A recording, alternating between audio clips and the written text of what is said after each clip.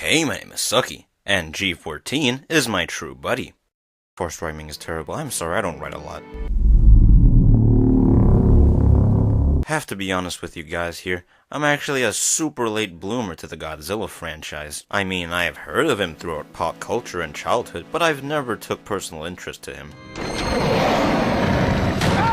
That all changed though when Godzilla 2014 came out.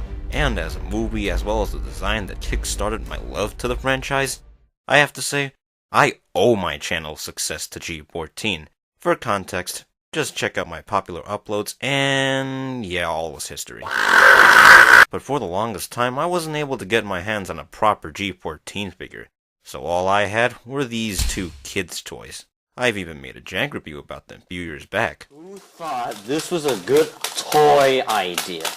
So finally owning a definitive G14 figure makes me a proud fan. The painting and the sculpting of this figure is what you'd expect. Great. Throughout the years, I'm still a big fan of this modernized yet faithful look of this design. Greenish grays as the base paint, paired with goldy greens around the undersides and on the toes. Some glossy stuff going on in the mouth, something that's also present in the anime Godzilla. The textures look and feel rocky as they should, which continues onto the dorsal plates that naturally flow through the back. Speaking of which, heck is sharp, not child-friendly. So everything up to this point is pretty solid, but then, no accessories.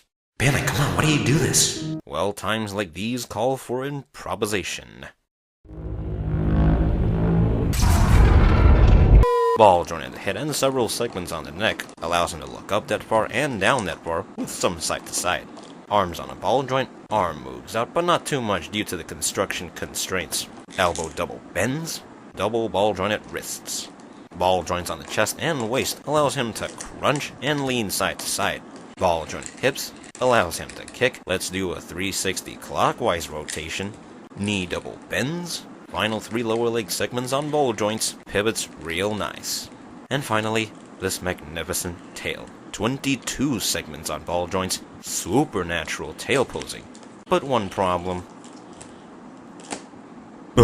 This could either be a figure-specific quality control issue, or the ball joints have loosened out after 4 years of negligence.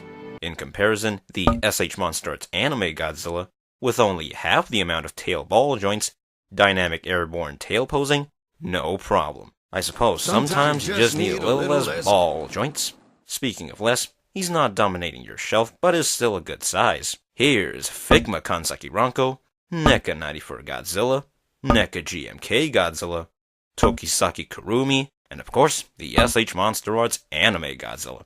And as a bonus, these two kids' toys. Get out of here! Solid paint, versa-posable, what can I say? It's a damn good G.